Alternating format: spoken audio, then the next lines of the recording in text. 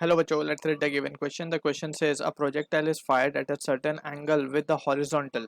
We need to derive expression for the horizontal range, right? So सबसे पहले we need to understand the concept of projectile motion over here. So as a key concept, we can say जब भी हम किसी object को at an angle theta from the ground project करते हैं, let's say with speed u, so we can say this जो path ये follow करता है समथिंग लाइक दिस, सो इसे हम कहते हैं projectile motion, right. So this is what the projectile is. अब यहाँ पे हम देख सकते हैं कि हमने स्पीड जो दी है it is at an angle theta, right. So इसके दो component we can have, one is horizontal, one is vertical. So horizontal का जो कंपोनेंट होगा that will be u cos theta and vertical का जो होगा it will be u sin theta, right. अब यहाँ पे we need to define some various terms over here. So जैसे कि ये कितना मैक्सिमम ऊपर तक जा सकता है, so that is nothing but the maximum height.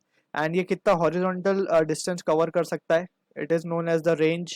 And the time taken from this point 1 to this point 2, so इसको हम कहते हैं टाइम ऑफ फ्लाइट, यानी कि कितना टाइम इसने लिया in air to cover this much of distance. ठीक है ना. सो यहाँ पे we are interested in calculating the expression for this range, right.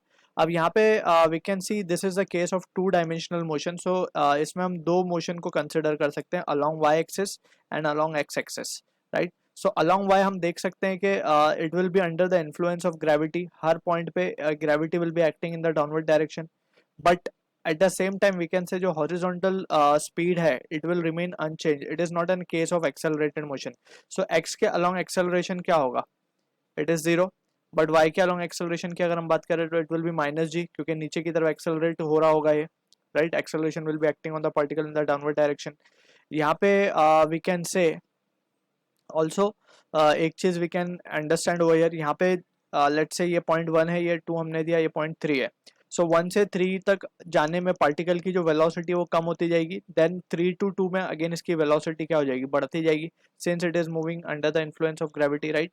लेकिन इसका जो हॉरिजॉन्टल कंपोनेंट है वो थ्रू आउट क्या रहेगा, it will remain the same, that is you cos theta, right. क्योंकि ये it is not moving under the influence of gravity, या इसके ऊपर कोई एक्सेलरेशन काम नहीं कर रहा.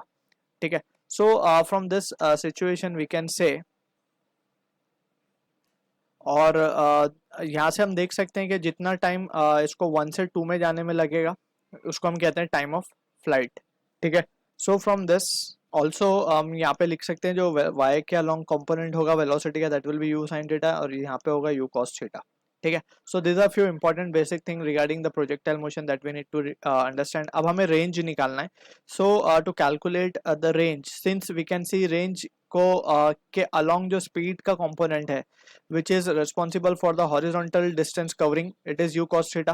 So first of all we have to calculate the time it will take to reach point 2, right. So उसे हम कहते हैं time of flight. So उसके लिए हम क्या करेंगे, consider vertical motion, consider motion along y.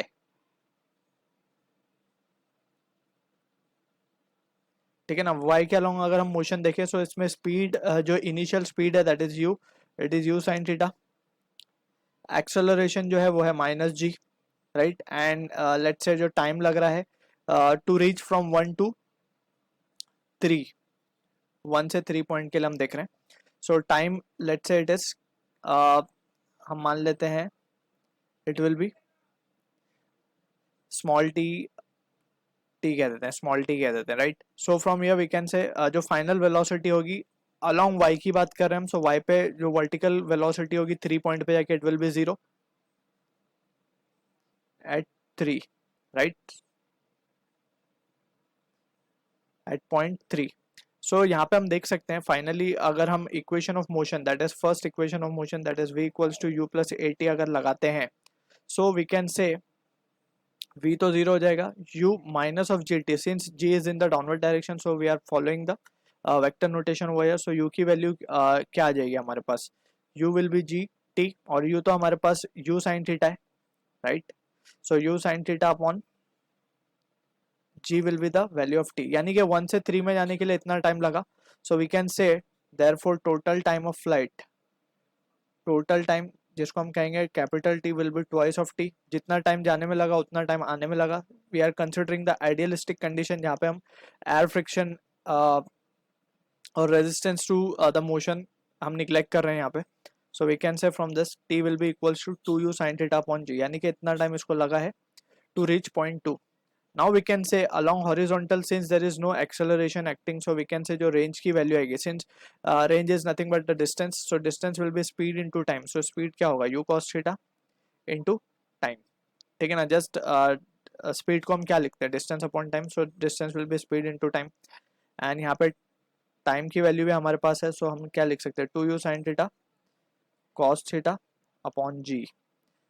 and we know कि 2 sin थीटा cos थीटा क्या होता है, 2 sin theta cos theta is nothing but it is sin 2 theta.